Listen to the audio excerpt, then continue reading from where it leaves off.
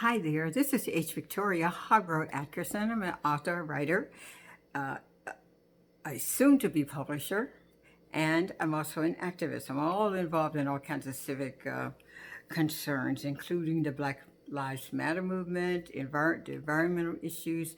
We just got involved in a project involving environmental justice. There's so much going on. So we have tons and tons of work to do, not to mention the COVID crisis, which is affecting all of us. And I have a dear nephew and his wife who are affected by it, and we're dealing with that now. So we just have to make sure that we all survive it and that we are all here to vote Mr. Agent Orange out of the White House in November. I love that name. I got it from, what's his name? Anyway, I got it from a character on TV. I can't remember, but I love that name, Agent Orange. Okay, I'm going to talk about my book, and I'm also still talking about the purpose, the reasons why we write. A lot of times we write to, like I said, present new information. Sometimes we do to argue a point. If you have something you feel really strongly about and you want to argue about, present that argument to a silent audience. Of course, it's going to live in the real world, but it's an outlet for you to get some of your feelings out and your frustrations out. So you write because of that reason, or you write to provoke someone to think about something they never thought of before. And that is something which will push you through a story, no matter how long it takes or how difficult the writing it is. If you have a purpose for writing before you start, that will help to make you a better writer. And then think about it. To do the meditations before you start writing is always a good idea, because you centralize all those thoughts and all those feelings inside you. As you develop your characters, you want them to become a part of you and to be a part of that story, but you want them to live in the real world. So you kind of have to imagine these people walking around your house, and this actually does happen.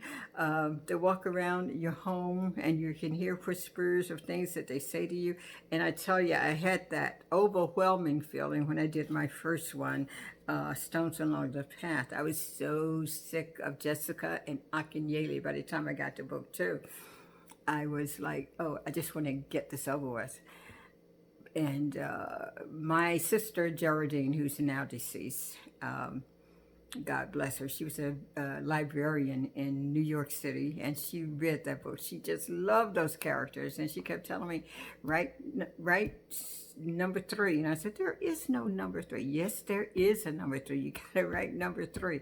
Luckily, I was able to do the copy of that story, the part 3.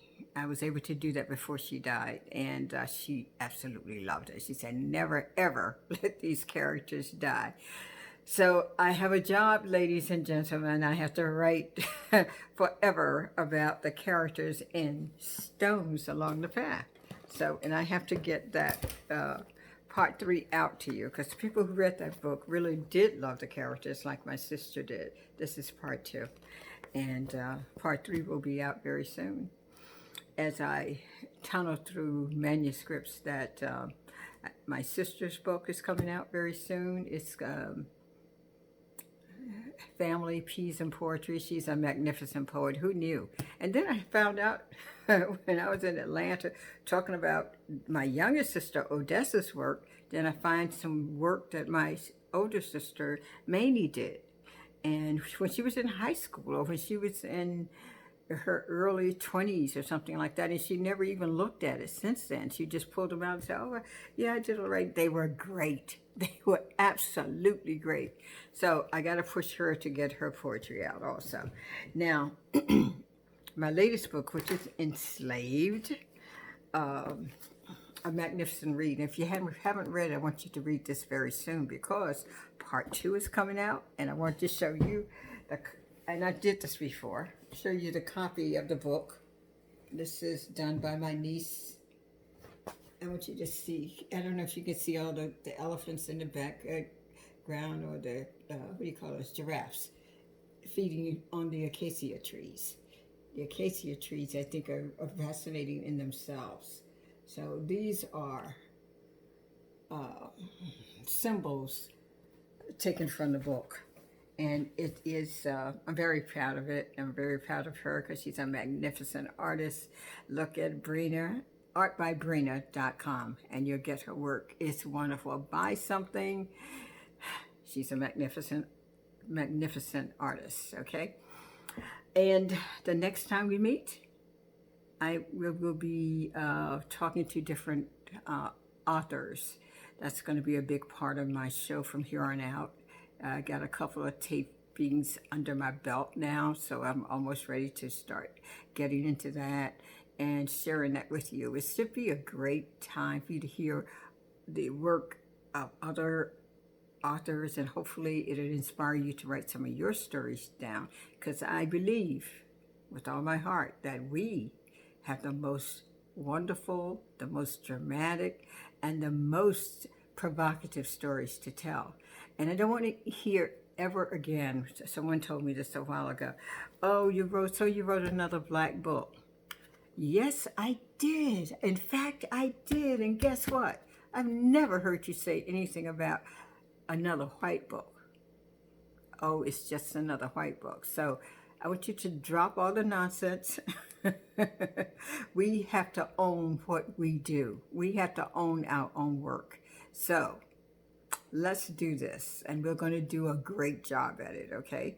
Our stories are amazing, and most of them have been hidden and not respected. So here we go.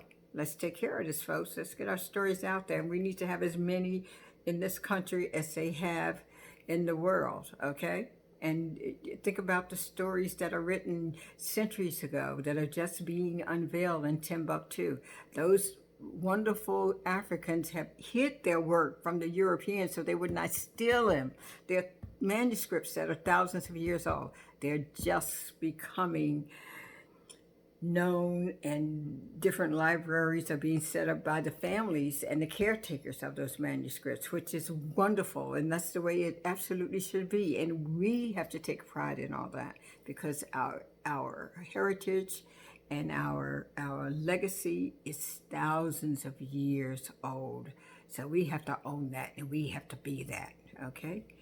So next time, I'll talk to you soon. God bless. I love you. Take care. Please wear your mask. Please wear your mask and do whatever you have to do. Let's stay alive to November. We got to get that man, Agent Orange, out of our White House. Okay?